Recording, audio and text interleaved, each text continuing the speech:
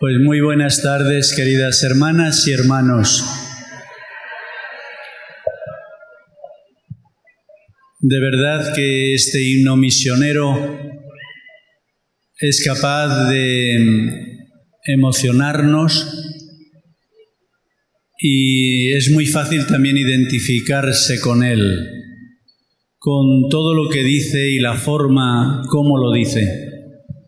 Pero todo esto tiene un porqué. El porqué es porque el Espíritu ha sido derramado en nuestros corazones, nos ha ungido y nos ha enviado. Pues bien, el tema que queremos tratar esta tarde son 7 pasos hacia la conversión pastoral y misionera. Ya saben ustedes que una de las peticiones que el Papa Francisco ha hecho a la Iglesia es que dé pasos para la conversión misionera. Quizá muchos de nosotros pues pensemos que ya hemos dado algún paso hacia la conversión misionera. Pero aquí vamos a ver que son 7 pasos y cada uno de nosotros podrá identificarse con alguno de ellos. En primer lugar, aquí tenemos la imagen del Espíritu. La imagen del Espíritu que mira a la tierra, que mira a nuestro planeta, que mira a toda la humanidad y que tiene un proyecto para todos los seres humanos y también para la creación. Y está esperando personas que quieran colaborar con su propia misión. Pero para esto necesitamos todos un cambio de paradigma. La palabra conversión en griego es metanoia. Y metanoia quiere decir cambiar la conciencia. Entonces, de lo que ahora vamos a hablar son 7 pasos para que ser cómplices del Espíritu se convierta en el nuevo paradigma de la misión. Los 7 pasos van a ser los siguientes. Nos imaginamos un vuelo aéreo, un avión que sale de un aeropuerto. En primer lugar, se pone en pista, estilo y método. En segundo lugar, el avión comienza a despegar, lugares de despegue. En tercer lugar, puede ser que el despegue sea difícil, que haya que interrumpirlo, porque va a haber ciertas retenciones y hay que ver cuáles son las retenciones que impiden que el avión despegue. En cuarto lugar, el destino. Un avión, cuando parte del aeropuerto, parte siempre con un destino. La pregunta es, ¿a dónde? ¿A qué hora? ¿Está a tiempo o se retrasa? En quinto lugar, cuando se está en vuelo hay turbulencias, hay problemas que hay que resolver y los buenos pilotos son capaces de resolverlos, las turbulencias.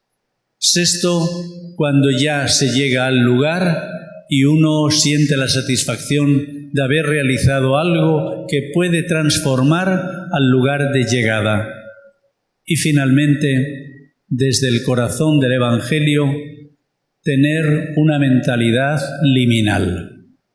Pues bien, vamos a ver brevemente cada uno de estos pasos, de este vuelo, de esta salida que tiene un destino misionero y a la que la Iglesia actual nos está llamando. En primer lugar, en pista. Es muy importante que todos los aviones, y cada uno de nosotros seríamos como un pequeño avión, cada comunidad es como un avión, que estemos en pista, no simplemente encerrados en los hangares.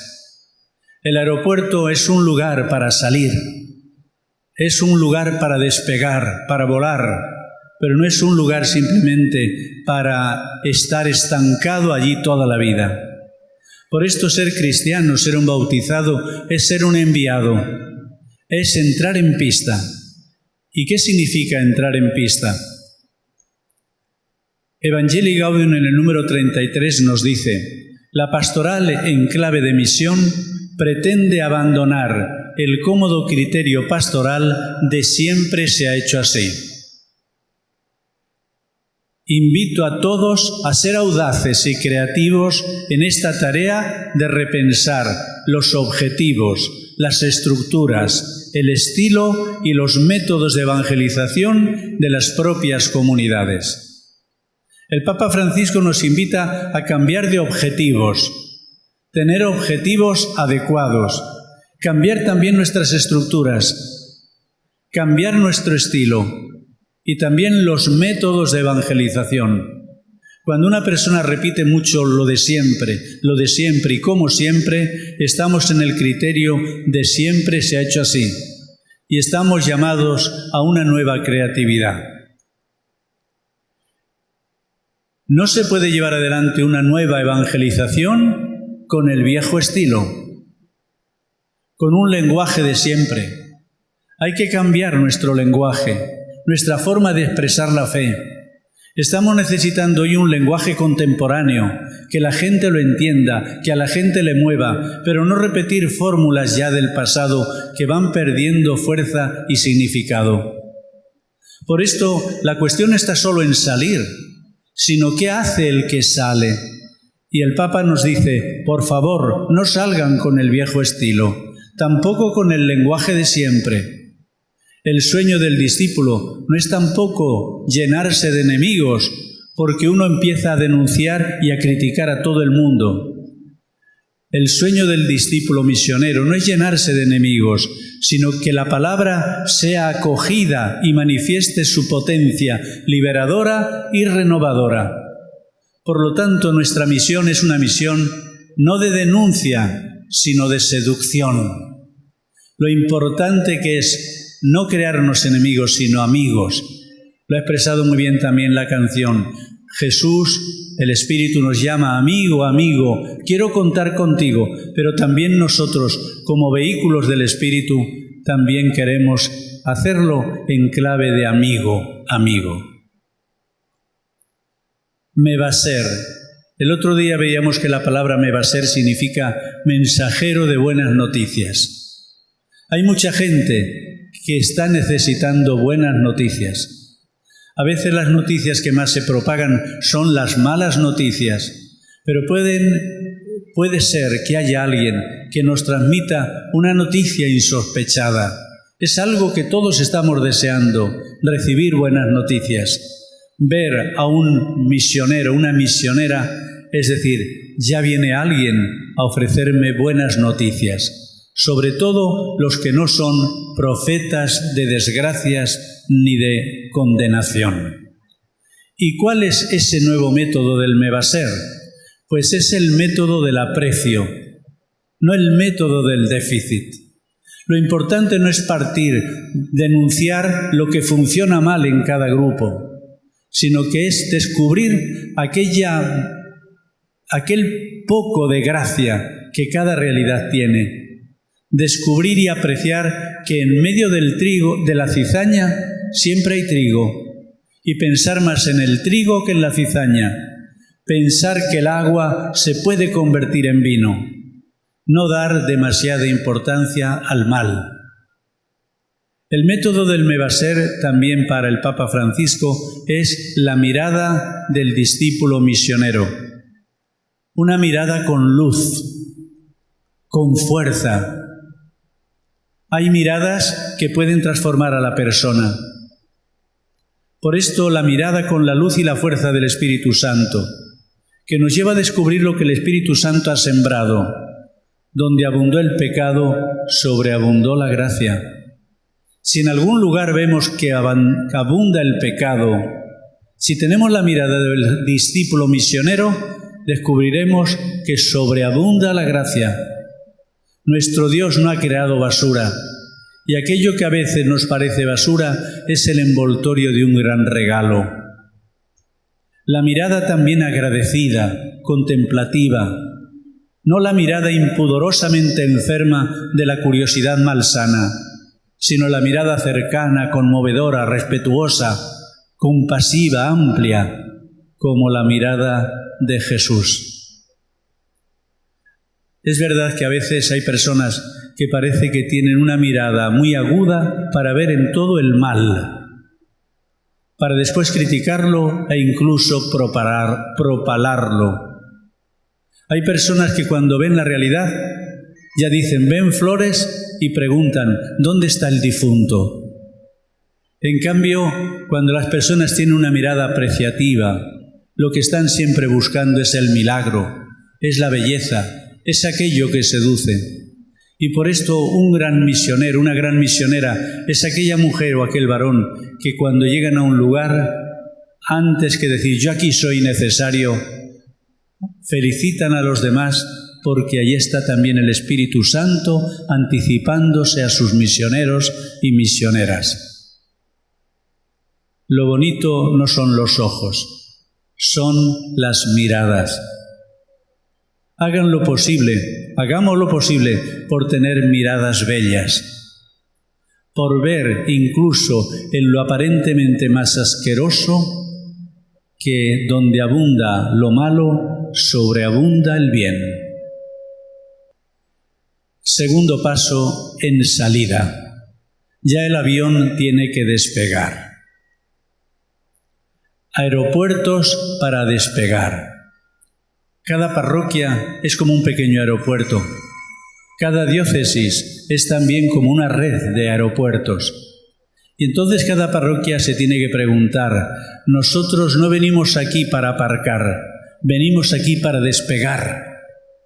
Y entonces, ¿hacia dónde tienen que despegar las parroquias, las comunidades? La palabra de Dios, en lugar de en retirada, nos pone en salida.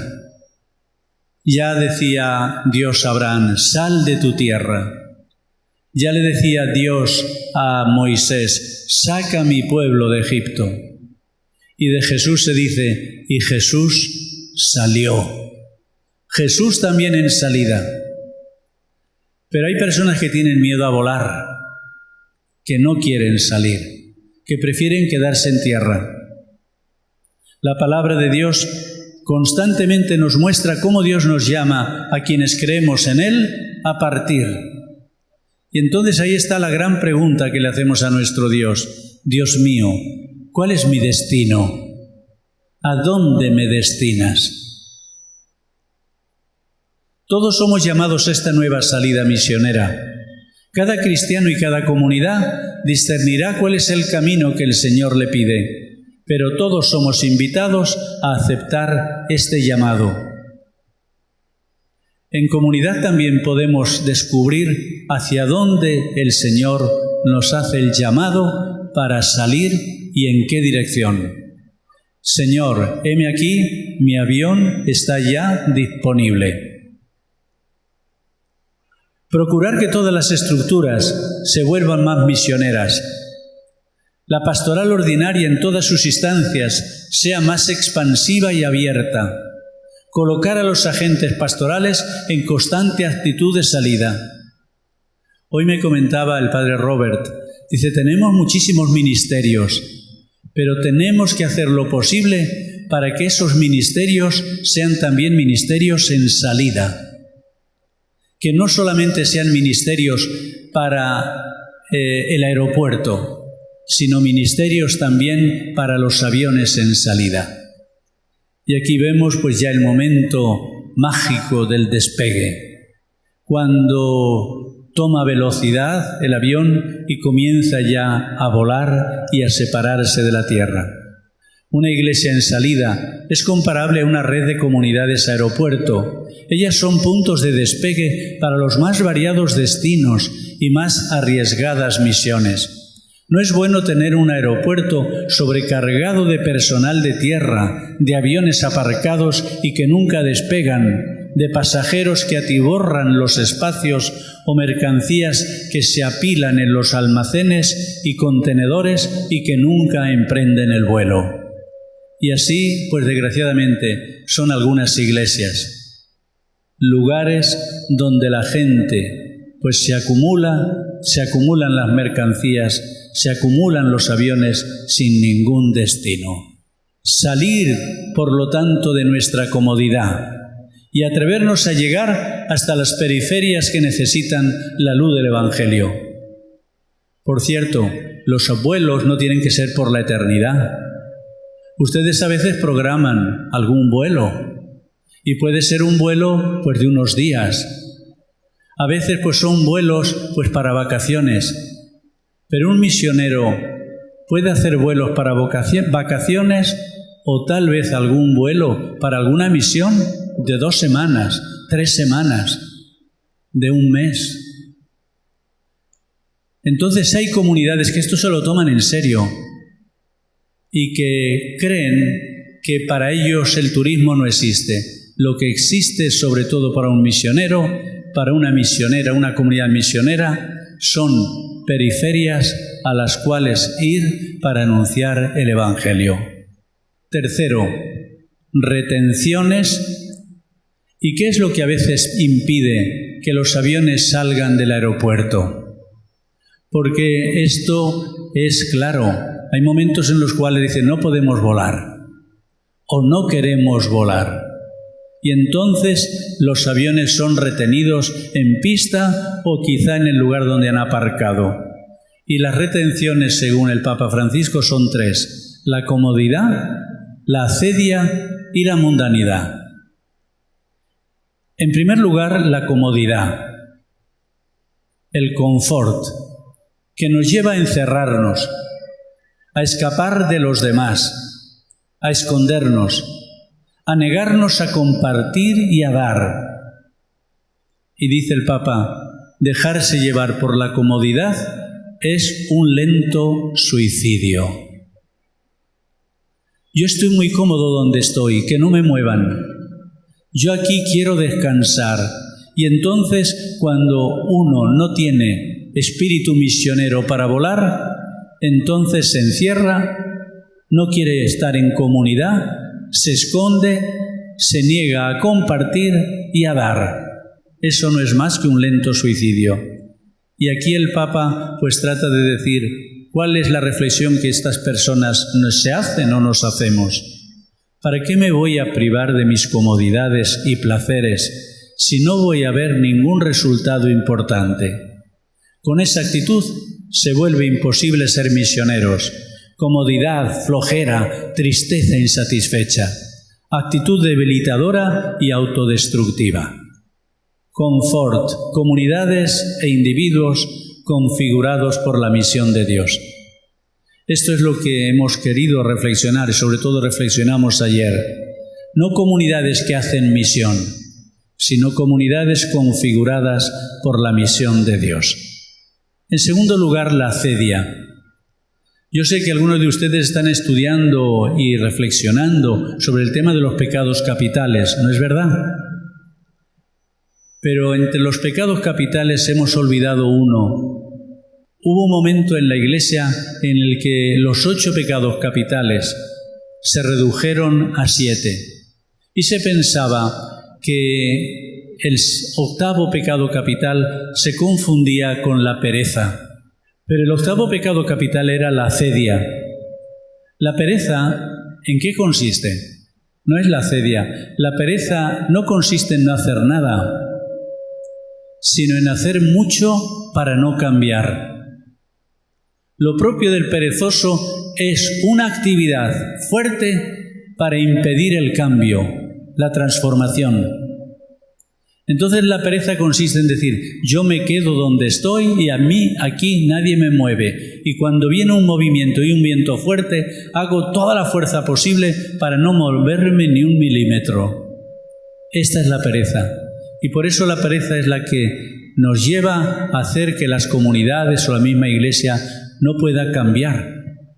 En cambio, la acedia es otra cosa, es otro pecado capital, que consiste fundamentalmente en desconfiar de todo, no tener confianza en nada. Por ejemplo, es la persona que siempre lo critica todo porque de nada espera. ¿Van a tener ustedes un congreso misionero? Pues para lo que va a servir. ¿Van ustedes ahora a celebrar la Eucaristía? ¿Y qué se saca de eso? ¿Van ustedes ahora a tener una nueva iniciativa? Hay personas que no creen en los demás, que no creen en lo que se hace, en lo que se propone. Y quien no cree en los demás a los que ve, ¿va a creer algo en Dios a quien no ve? Hay personas que están totalmente desconfiadas de todo lo que pueda suceder en el mundo. Todo lo ven, pues desde el punto de vista de su inercia.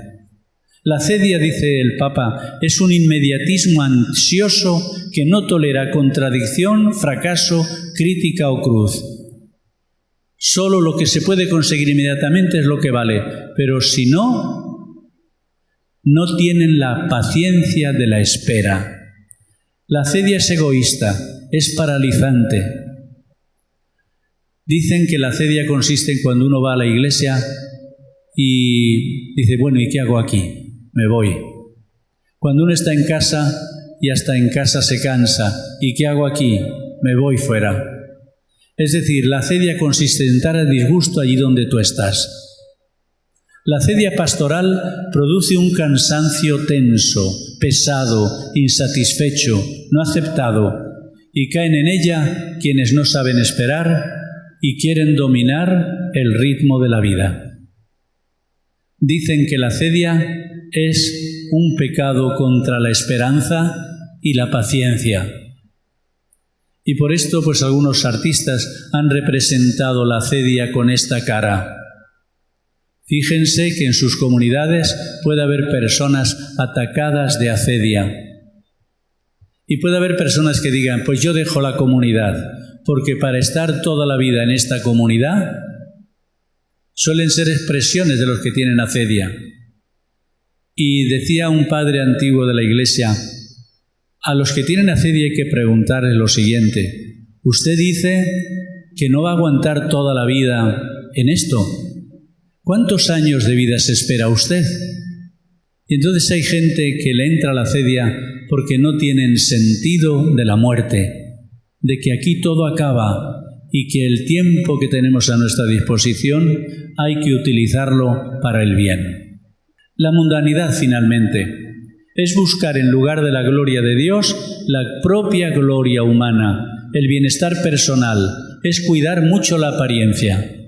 Se expresa de formas diferentes, una tremenda corrupción bajo apariencia de bien, falta del fervor apostólico contagioso. Entonces hay personas que lo que les interesa no es servir la misión, sino servirse la misión de la misión para su propia gloria, para su propio protagonismo. Y fíjense que ese puede ser uno de los pecados nuestros, el querer ser estrellas, el querer relucir y lucirnos, y no ser humildes servidores de otro. La mundanidad es la que puede llevar a muchos en la Iglesia simplemente a ejercer sus protagonismos y a quitarle todo el protagonismo al Espíritu de Dios.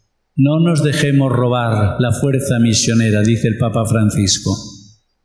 Y aquí tenemos una imagen en la cual vemos que el Papa Francisco no busca su propia gloria. Quiere identificarse con los sencillos y quiere vivir desde la sencillez. Una imagen que alguno podría decir populista, pero otros pueden decir la imagen de lo que él realmente es, porque en todo lo que hace trata de no su propia gloria, sino la gloria de Dios. Y entonces también una diócesis, cuando se vuelve orgullosa, puede estar buscando su gloria y no la gloria de Dios. Y cuando una comunidad se vuelve orgullosa y dicen, somos la mejor comunidad, aquí está la mejor parroquia de la ciudad, cuidado, esto es mundanidad. También hoy en día hay muchos cristianos en apariencia. Si tú amas y estás apegado al dinero, a la vanidad y al orgullo, vas por mal camino.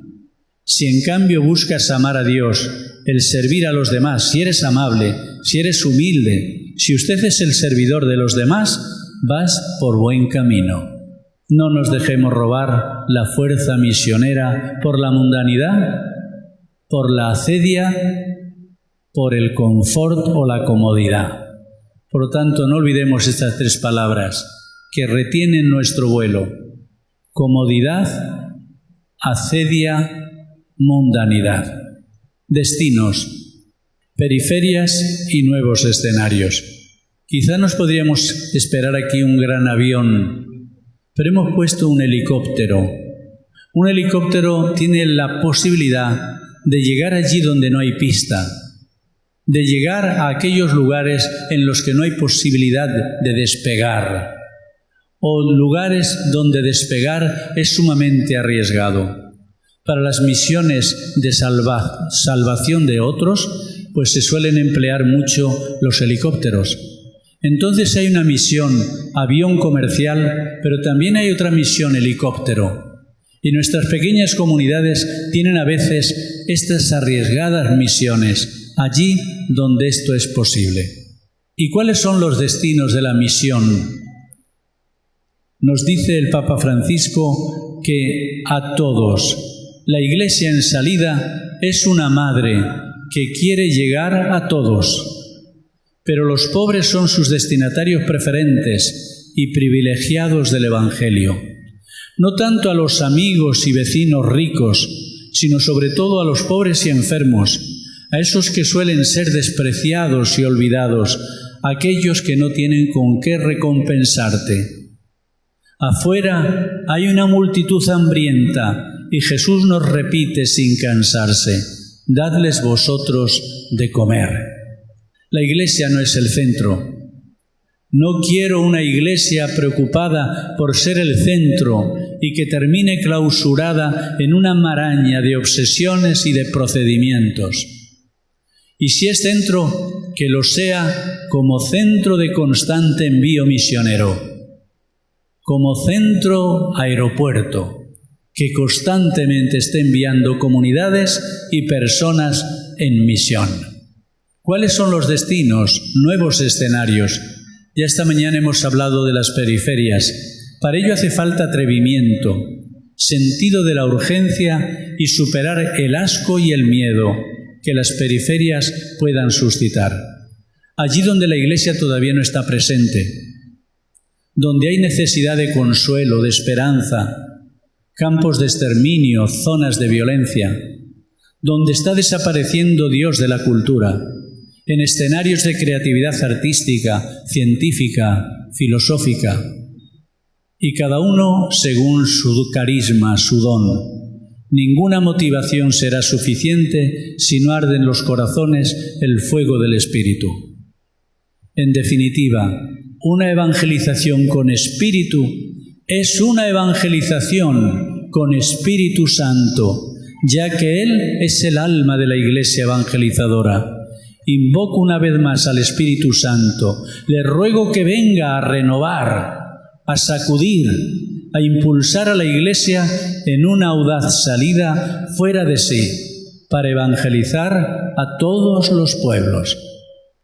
Vemos la fuerza que tiene la palabra de nuestro pontífice cuando él quiere entregar, invocar al Espíritu y quiere entregarle todas las comunidades y personas de la Iglesia. Turbulencias. Estamos en vuelo, pero en el vuelo hay momentos difíciles en los que hay que saber cómo mantener el avión en línea. Y son las turbulencias que se nos enfrentan. Y estas son las idolatrías. Y las idolatrías son los tres dioses innominados de nuestro propio tiempo. Hoy más que nunca, el problema no es el ateísmo, sino la idolatría. Hay gente que es indiferente ante Dios, que no cree en Dios, pero sí que cree en sus ídolos, que son el dinero, el sexo y el poder. El dinero es un ídolo de la nueva economía, es indecente, porque los ricos ya no necesitan de los pobres para enriquecerse. Prefieren máquinas, computadores y robots, porque desde la explotación se lleva al descarte, a la exclusión. No hay cosa peor que ser en la humanidad alguien de quien nadie tiene necesidad. No te necesito, cuenta tú, vive por tu cuenta. Son los desechos, los sobrantes, los sin trabajo, sin horizontes, sin salida. Y por esto este ídolo es un ídolo que está matando la humanidad. El ídolo de la nueva economía. Qué horrible sería que los discípulos y discípulas de Jesús fuéramos adoradores de este ídolo.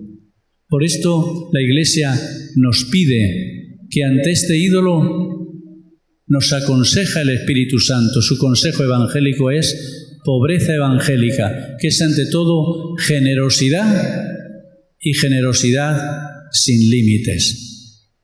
La antiidolatría es el consejo de pobreza. Luego la idolatría del sexo. Aquí tenemos un libro titulado En el altar de la idolatría sexual. Ya vemos cómo este ídolo también es muy fuerte y tiene atrapada a mucha gente. Es como una especie de culto diario, permanente. Aquí también hay gente en salida, pero ya sabemos cuál es la salida.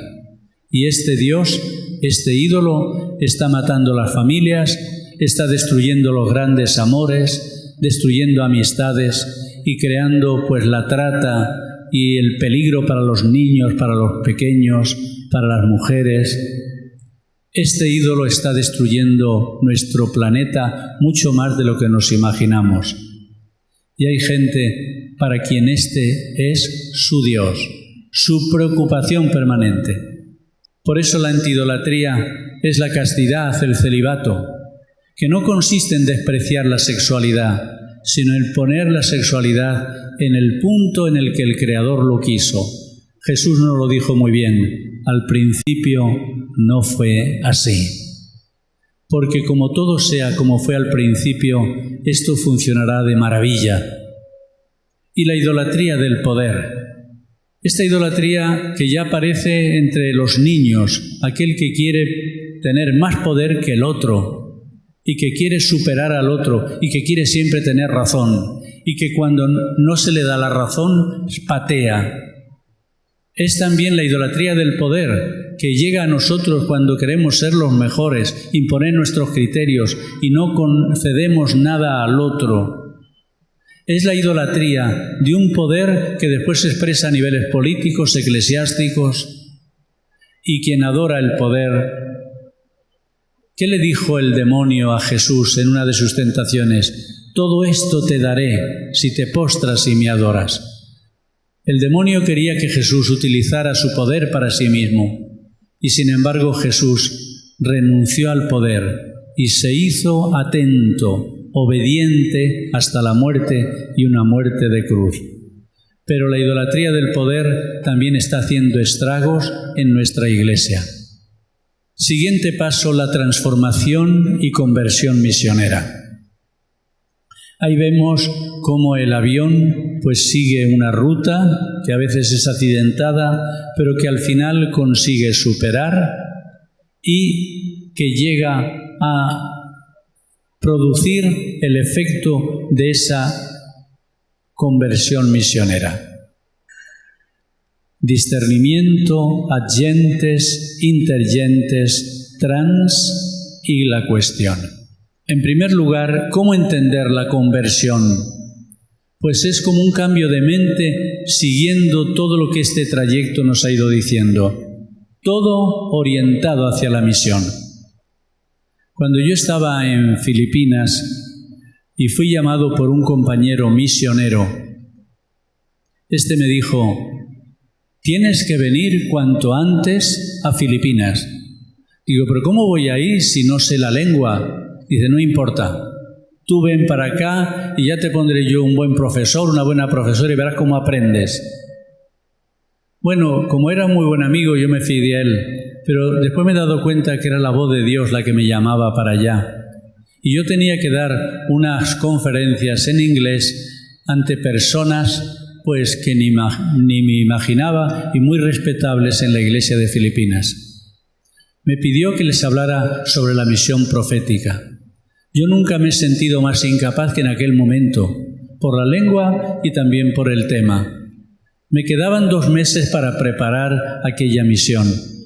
Por fin me dice, oye, ya te he comprado el billete, te lo envío y ya te vienes. Ya no tenía escapatoria. Entonces tomé aquel billete, salí para Filipinas, llego allá, dice, ya te tengo traducida la conferencia, léela. Me puse a leerla y claro, vio que mi inglés era tan pobre que no había quien lo entendiera. Se sintió pues un poco contrariado porque tenía un genio muy fuerte. Al día siguiente, hoy vamos todo el día a practicar y practicamos. Y cuando llegó ya la noche, al día siguiente era cuando teníamos la intervención, cuando llegó la noche con otro compañero, pues me quisieron hacer un examen y me dijeron, lee la conferencia. Leí la conferencia otra vez en inglés y no me dijeron nada. Yo supe que después los dos hablaron y dijeron, oye, así no podemos presentarnos ante los demás. Entonces ellos como que me dieron una prórroga y me dijeron, mañana nos levantamos pronto y cuando llegue ya a la mañana, pues nos lees la conferencia y ya decidimos. Yo no sé qué me pasó aquella noche, pero yo me puse a leer y releer según lo que ellos me habían corregido. Y el día siguiente, cuando ya llegamos al momento, dice, hala, ven y léenos eso. Y me lo decían, pues yo creo que con bastante resignación, como diciendo, no vamos a obtener nada. Quien cree en el Espíritu Santo, pues me comprenderá. Pues yo comencé a leer el texto antes de leer esa conferencia ante aquel público y parece ser que me salió bastante bien. Y entonces él, que era un español un poco bruto, dijo, ¡coño! ¿Pero qué has hecho? Y es que yo creo que el Espíritu, cuando Él quiere, para que seamos humildes, no es que nosotros hagamos unos esfuerzos titánicos para conseguir algo, sino que el Espíritu se pone en medio y hace posible lo que nos parece imposible, porque el Espíritu es el que nos destina y el que tiene más interés que nadie. Y este misionero era el que siempre me decía, y te lo recomiendo por favor, Pepe, la misión sobre todo, y déjate de tonterías, la misión. Y yo esta lección la he aprendido. Con él entramos en China, fuimos a Tailandia, porque tenía un espíritu misionero impresionante. Y después también pues fuimos a Indonesia. Y es que cuando hay una persona que tiene la pasión misionera, te la comunica, te la infunde. Quiera Dios que entre ustedes también sean muchos los que sientan esta misma pasión misionera. Y es la pasión la que convierte el corazón. Y son las experiencias de milagro. Y de seguro que quizá más de uno de ustedes podrían contar milagros que les han sucedido en la misión. Dios nunca abandona a los que Él llama. Agentes. Pues dicen que ahora lo importante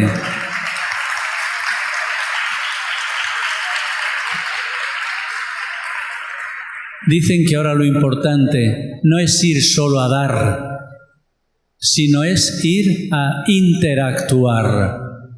Nosotros no somos la luz y los otros la tiniebla. Nosotros no somos el bien y los otros el mal. Nosotros somos humildes servidores del Espíritu y por lo tanto ya no se habla tanto de la missio ad gentes, sino de la missio inter gentes et cum gentibus.